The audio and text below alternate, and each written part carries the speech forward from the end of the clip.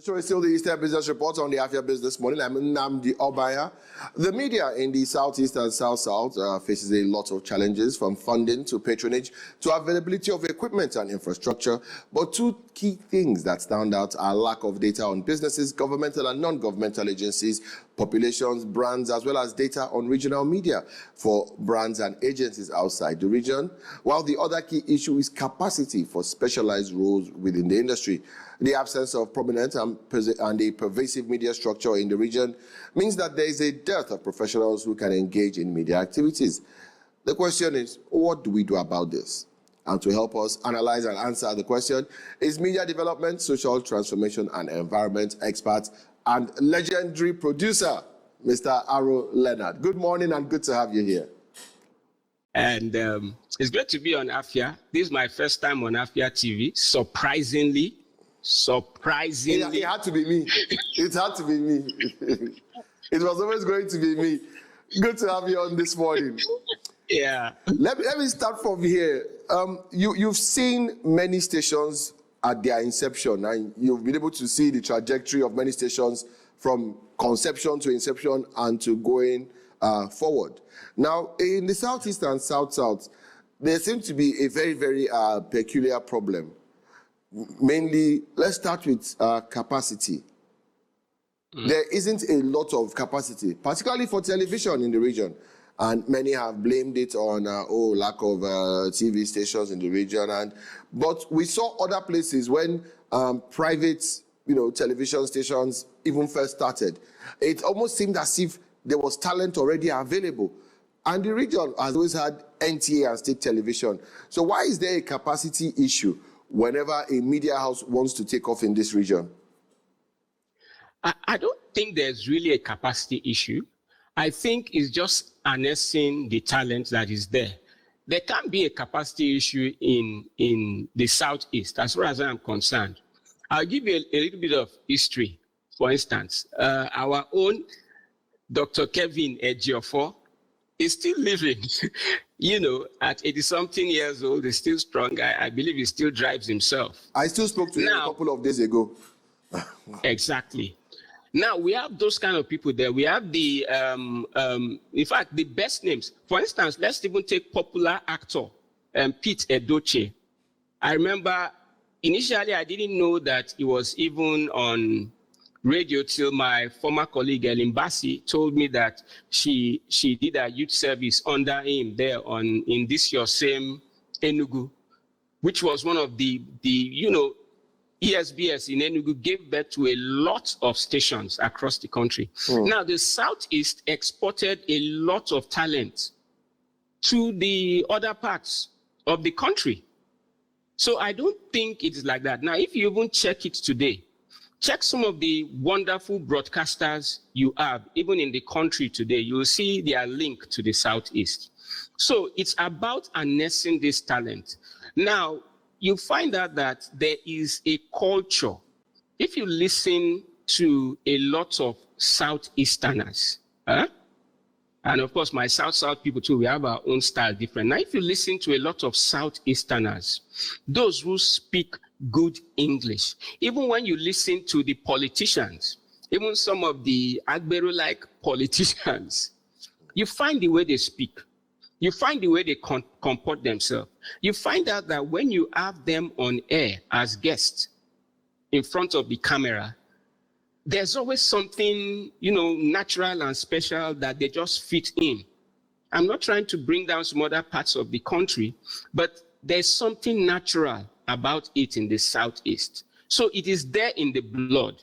But I think what is happening is the lack of media owners, even the state governments, people generally in the Southeast, the lack of that ability to know how to harness this talent. You could have abundant talent. It's just like Nigeria, for instance, has some of the, as far as I am concerned, we have the most skillful footballers in the world, not the Brazilians, they learn.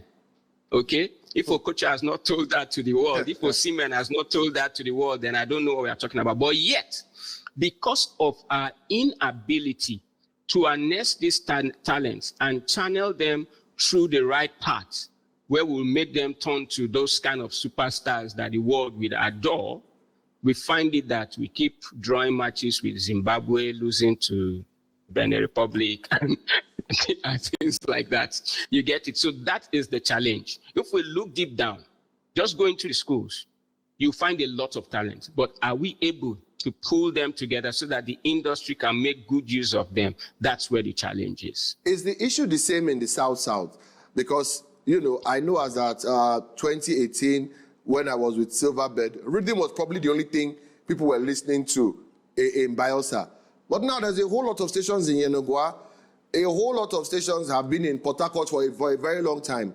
But if we take out Port Harcourt and Benin City, not even Asaba, it seems as if the same issue of capacity comes up again. It seems as if, with the exception of Benin City and Port Harcourt, the South itself has very, very few people, despite the large number of especially radio stations in the region. It's seemingly the same thing as the Southeast. Now, you have said the problem is harnessing and the fact that the region is exporting talent. Is that the same for the South as well? Yes, it's even worse for the South. It's even worse for the South. And I think it is this, our mindset, Nigeria generally, a lot of things are controlled by politicians today. And I believe a lot of politicians are watching me now. This is Eastern business, and they own most of the business, so they should be watching this show. Now, it's this lack of, I don't know even the language to use, it's lack of value for the media. Reports are out there that citizens still trust the media, especially traditional media. The trust for traditional media is still up high there, irrespective of what social media is doing. Okay? But is that value for the media? Our state governments are there. Go take my state, for instance, Delta State. It's an unfortunate situation that the two state stations, they have two solid state stations that have produced some of the great minds we want to think about in broadcasting, are there. They go on air today, tomorrow they are off air. And the state is supposed to be one of the richest states in the country. It's strange. That state also produced, which has gone off air now, Radio Jeremy. I remember we trained my popular friend, Rufai, Husseini there long ago. The current BBC correspondent for West Africa was the head of programs of that station way back in 2006. That was the first private station in the entire South region. It's there. Started in Efrun there. Even though it's gone off air because the owner is late and I think the children are not ready to take up. We've had all these things, all these stations, opportunity, people, from there. But when the politicians who own 90% of these stations don't really value the media, the state governments don't value the media. They only come to the media when it's time for politics, then they want to put out propaganda or things like that. They forget that the media has an important role in helping them govern properly. So now that lack of value gets into the society also. And that lack of value leads to something you said in the introduction, lack of infrastructure and things like that. We thank God the internet is stable today and we're able to go on. In some other cases, you're trying to do a virtual program like this is breaking. You have all kinds of power challenges and things like that. How many stations are making enough money to buy diesel to run their gen and put the stations on air? There are so many things that are lacking. Okay, let's go to the federal level. The Nigerian Television Authority, I pray the NTA DG sees this, my good friend who has been trying to transform the place. But is it not strange that when we were young, we were watching NTA at DJ, which is a town just by Sapele, even though it was a feeder station from NTA Benin. But today, NTA Sapele they built the structure, but never took up till today. Radio Nigeria doesn't have a station in Delta State. So if we value the media very well as government, as politicians, we'll put the right infrastructure, we'll give the right support to the organizations, make them look good. A general manager of a station will be struggling to get access to even have a chat with the governor. I don't know how it is in Enugu State right now. Well, to be fair, in the southeast, I think with the exception of Enugu, it's almost impossible to get access to state houses. You see people turning themselves to deities, and it's only when somebody attacks them on air, they suddenly have your number and start calling you. You know, when there's a crisis in their states. You know, and I mean, I'm not surprised you are giving us this insight. Most people, you are like the nervous system in the body. People don't see it, but it's always moving around in media. And you mentioned something that struck with me, which was training. How many people have been trained from these places? And you know, I think the analogy of football, because I'm also involved with Football Academy, training young boys, and I understand how everybody's dream. They are willing to run away to Bangladesh tomorrow morning if you allow them, because the currency is different. Mm-hmm. Is our capacity not suffering also because we are exporting the best talents and there's nobody to train or give the example, not just in presentation, but even in professional behavior?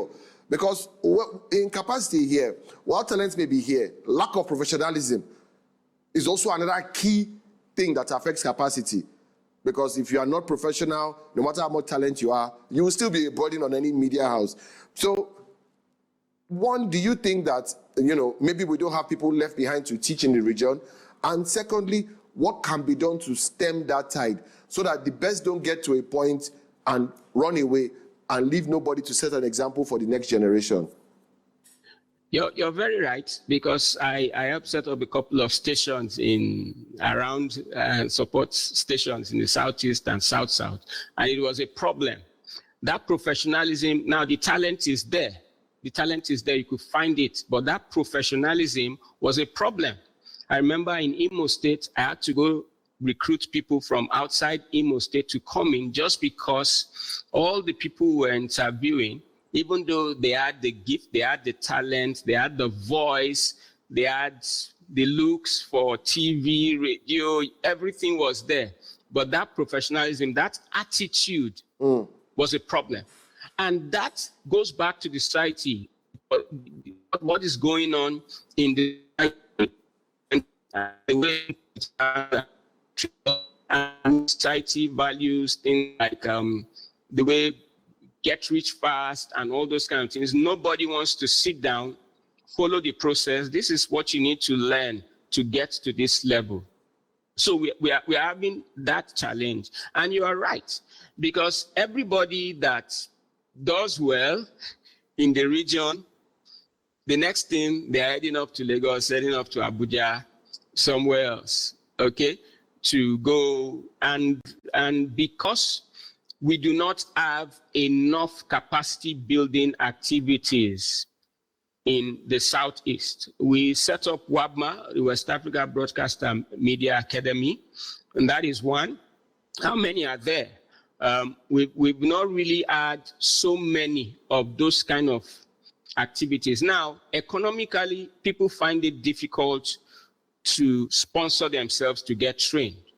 And that is why for so many years, since 1999, even when people criticize me, even when people mock me or laugh me, I still go ahead to do free trainings every time. Last year, I spent over a month in Delta State organizing free trainings in Asaba, Warri, Ughelli, and Efrun, you know, for people to come in to learn broadcasting. I shared it with officials of the state government and all those. Well, one official, called me to say, well done, you're doing well. You know, it was on the state news, the news on private stations there also. But after that, did anybody try to come and say, hey, young man, you're using your resources to do this. What can we do to support as a government, as whatever? Nobody does that. To support and scale up. Exactly. So because they don't value it, and you should know about media skills training and communication training. When you train young people on communication skills, it helps solve all these problems of yahoo and all those kind of things that we have. I'll give you another example. We trained people in the entire Southeast under WABMA then on fact checking. Now, instead of people using their internet skills, their digital skills, and mind you, Nigeria has one of the most talented youth when it comes to digital skills in the entire world. Our internet market is the fastest growing in the world, and yet the government cannot see the need to make broadband and internet services easily available. A lot of Nigerians now are making money from remote jobs all over the world, not depending on our NEPA party work. They have to go create their own electricity to be able to do that, but it's there. So the question is, when you now train people on media skills, communication skills, it helps you show these young people other ways to use those skills to do wonderful things. Someone once said that for anybody to plot crime, to rob somebody or do something, the person must be very intelligent. That's the truth. So when you train them on these things, you show them other ways to use their intelligence to make a lot of money for themselves. I am here today, because while I was young, even before I got into the university, I started learning a lot of things. I'm not making money and working today with my master's degree in environmental resources planning as such. Is these media-related skills I learned from when I finished secondary school. That's what I'm still using till today. It shapes your life. It helps you to be disciplined. Now, if you learn, I keep saying this, program production is life. If you learn how to produce a radio or TV program properly, you will be disciplined. See, for this program to go on air now, you have to do a lot of work. It puts that thing in you. You understand? You can't come late. Anyway, I trust you. You will sack anybody that comes late, and you have to do that by setting an example for yourself. It also makes you, if you want to go into governance, you have this human heart, human feeling, because when you do programs, you're not doing programs for yourself, you're doing it for the society. There's this inbuilt compassion that comes into you. Because of the way you analyze things, it makes you see issues properly. So if a media person goes into governance, there's a tendency that rather than just taking rash decisions like we see a lot of our politicians and governors do today, they will take decisions that are well thought of and that will really improve lives. And then in the media, there is continuity. I produced Flavor, for instance, the most listened to youth show in Nigeria ever. But I was the second producer. The first was Perry, who also caught his teeth from Cosmo FM in the Southeast. After me, 5 other people produced that program, but you wouldn't see the difference. There's that continuity. It's the same, but what do we have in governance? A new person comes, even though the policy of the old one was good, they would just want to throw everything away because it's that. So broadcast and media training, communications training trains you to be a very good person. And if the government values the media and invests in training young people on these skills, I bet you a lot of the challenges we have in the South and Southeast, where people in some parts of the country who don't know the region very well think, oh, those of us from that region, oh, we don't like to go to school, we don't like to do this, we like to do that, we like to do that. No, I was the young camera guy in 1999 that filmed when the NDDC was about to be set up. Filmed the Senate Committee on Nigeria that are traveling around the 9 oil producing states. That was when we got into Yanogoa, then it was one way in, one way out. That was when I found out that the head of the Egbesu boys then had a master's degree. I studied geography, but guess what? It was from that guy I learned that the Lagos Lagoon was the deepest lagoon in the world, and I had to go research and find it. And that was when someone was given an excuse under PTF. While I was in Unijust, they were tying roads there in the north with PTF money, but they could not do any of such in the Niger Delta, claiming that the terrain was terrible. So if you could do the Third Mainland Bridge on the deepest lagoon in the world, at one stage, the longest bridge in Africa, you couldn't do in the Niger Delta. It's strange. Are you getting? But you see, because of the level of that education, you know, now if we have more people like that being seen in the media, coming out in the media, young people in the region will begin to be inspired by these people and start wanting to be like them. You get it? But that is where everybody, government, businessmen, politicians, if you love the future of this country, invest in the media, not setting up stations all over the place for political reasons and leaving it to rot, not investing in training people. No, you have to go the full circle if you really want to do this. Very, very, very insightful. I'm not surprised getting this much depth. I expected it from the beginning. And I'm not going to let you go without asking this particular one. There's another issue in the Southeast and South-South, which is data. Data on government, data on businesses. And there's even a problem of data on regional media in Lagos. Afia was in Lagos recently for a media parley, and we had to be explaining things. You'll be shocked when you hear who they even think are the top media houses in the region. You know, I know we depend on MPS for station ratings, but Dipstick and other research will show you that people don't even really know in the region who the top media houses are, what the top media content is, what the top topics are. And even when you try to push it out, there seems to be a kind of refusal, a kind of dissonance, like nobody wants to receive that information. Why is there a problem getting information in the region? And when you get it, why is there a problem with it being received outside the region? Now, research is very, very expensive. For the years I worked with the BBC, the highest amount of budget sometimes goes into research. You can't imagine the amount of research that goes in. Now, it's very, very, very expensive. And you find some research organizations, I wouldn't say cut corners per se, but try not to go too deep because it will cost a lot of money. So for instance, research on media will be done in the Southeast maybe once a year. It shouldn't be like that. Media is very dynamic. And then, you know, they'll start, doing estimates and things like, whereas things have changed over the next 2 months. So it's very expensive. That's one thing we need to know. Now, that is where the NBC needs to come in. I'm not talking about the NBC funding.